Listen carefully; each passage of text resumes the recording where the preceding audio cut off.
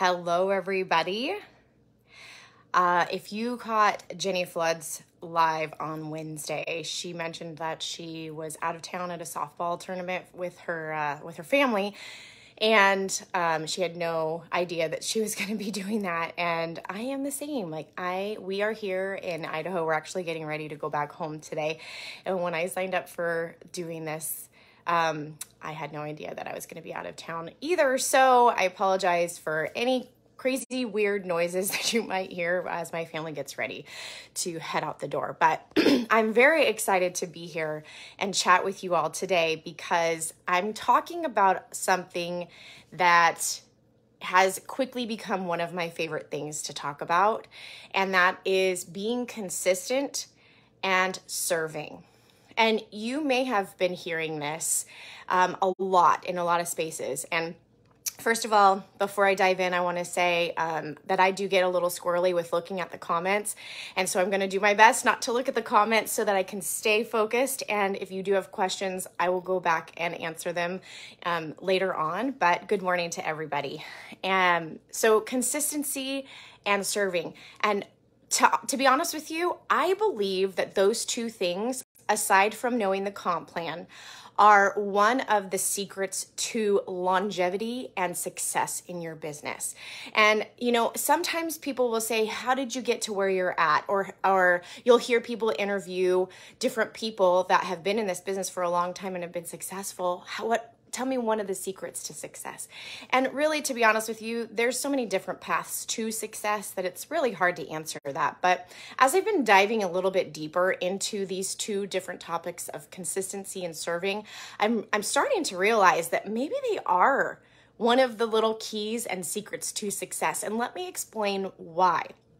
So first, before we dive into that, I want to just say that we want to have a long-term business. Some of us have been around for a long time and have seen the growth and explosion of some of people's businesses. Maybe we experienced it ourselves. I did. And a lot of times when you see explosive growth like that, first of all, it's exciting. Second of all, it's attractive. But third, it's something that a lot of people don't talk about, and it's tiring. And when we're running a business as wonderful as the one we get to run with Young Living, we don't want it to be tiring. We want it to be joyful and exciting and something that we look forward to doing all the time, every day, no matter what year it is that we've been doing this. And when you take a look at the idea of consistency, you've probably heard that before. You probably are doing that in your business. But I want to talk a little bit more about what does that actually look like and give you some things that you could be doing for your business right now so that you're setting yourself up for success many years down the road. So what is consistency? And why is it important to your business? Consistency really just means doing the same thing over and over, showing up over and over. There's lots of things that you could be consistent about, but let me just talk about why it's important for you to do that. There's a few different reasons. When you're consistent, it gives you, the business owner, that knowledge and that to-do list of what you should be doing for your business every day. Sometimes you think, what should I be doing for my business today? Or you've had people ask you, what do you do every day for your business? And if you've been in this for a while, it might just be second nature and you're like, I don't know, I just do it. I show up and I answer questions and I educate. But being consistent for yourself gives you that to-do list, that little checklist of what you should be doing for you as a business owner every day. So that means now, I'm not going to go into whole boundaries and work hours and all of that because that'll be a whole nother topic someday. But maybe you've established work hours and maybe you're consistent with those work hours Monday through Friday. So for myself, my work hours, I try very, very hard to stick to from 9 a.m. to 4:30 p.m. Monday through Friday. And then Saturday and Sunday, I will be available as I can. But when I was not adhering to boundaries and work hours, my family suffered. And I'm doing this business so that I can have the freedom to be with my family whenever and wherever I want. And I am learning to retrain myself to do that. So having those work hours for myself is consistent, and it is a boundary for me that has worked. And it gives me that flexibility to be able to say no or yes when I want to or when I can. Also, when you have work hours, I know I said I wasn't going to talk about this, but here we are. When you have work hours, it gives your team and your customers they know when they can and cannot contact you. Now, obviously, you are probably connected to some kind of a device, and you will probably see that message, but giving yourself that boundary of, well, my work hour is 4:30, and when I get a message, I'll return that message the next morning. And that will take some discipline, because when I first started that, it was difficult because I thought, oh my gosh, they need me right now, and if I don't answer them, they're going to be mad at me, or whatever story I told myself. Don't worry, the world is not going to fall apart if you decide to answer a message the next day. Okay, so that is consistent for me, the work hours. The other thing that is consistent is I choose to show up for myself. Now, your consistency may look different. For myself, I choose to try to show up on social media in stories every day, some kind of Young Living story, something. Now, there are days like right now where I'm on vacation with my family that I don't show up showing Young Living, but that's okay. I've told myself I want to try to show up every single day and show some kind of Young Living product that I use, my family uses, and just show people how easy it is to integrate that into your life. Now, there was a period of time where I did not do that. And I noticed that I wasn't getting the traction in my business that I would have liked. Because when I first started this business, I was showing up and I was talking about my products all the time. And then I got into my head telling myself, well, people don't really want to hear about that. They're going to think you're bothering them. People know you do oils. Why do you have to talk about that? Have you told yourself that? So I stopped doing that. I stopped being consistent. And then I started wondering why I wasn't signing people up, or why people weren't coming to me with questions anymore. Consistency. So being consistent helps you and your audience know what to expect. Now, why is this important for your audience? Because when you show up consistently and you're educating or just showing how you drink a packet of Ningxia in the morning, or your kids drink a packet of Ningxia in the morning, when you show up consistently, your people know what to expect from you, and then they can know that you are the expert. You are that expert.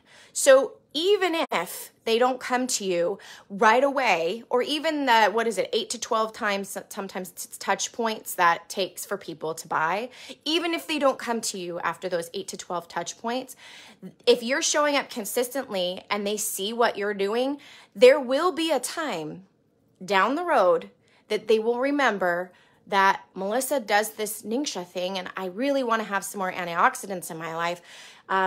I'm going to ask her, because I've been seeing her show up all the time. You're not bothering people. What you're doing is you're creating if people know what to expect from you, they look at you as the expert, and they can trust you because they know what to expect. And we all know that know, like, and trust factor, right? Especially if we're trying to grow our businesses on social media. And a lot of us still are. When we are talking to a colder audience, which means they're not your immediate friends and family. They may have found you through a hashtag or a friend of a friend, and they may be starting to follow you. Or that's that mom at the park that you were like, hey, you got along with and you shared your social media handle with. If they can know, like, and trust you, then the likelihood of them purchasing from you is much higher. So if you can be consistent, show that you're the expert, they know what to expect from you, it gives them more of that trust. And it gives you, as the business owner, you know what to do for your business. So let's talk a little bit more about serving and why that is also going to be something that helps the longevity of your business. A lot of different personalities are here, and some people want this business to give them the ability to give back to others. So if you are one of those personalities, then serving is definitely going to be a little bit more easy for you. But if you're not necessarily inclined to be that servant person, I'm going to tell you a few things that you can do and why it's important. So when you serve your audience and you serve your customers and you serve your brand partners, when you serve, you are giving of yourself and of your time to these people, and it makes them feel really important. It makes them feel more than a number. And when you serve people and give that knowledge and time to them, you know what it feels like when people do that for you and how special you feel. The likelihood of people sticking around is much higher. Now, there's different levels of serving, right? There's serving your team, and that could look like a lot of different things. There's serving your audience. And what does that mean? Let me tell you a little bit what that means. When you serve your audience, you are educating them you're not like word vomiting on them, right? Because what is it? Facts tell, stories sell.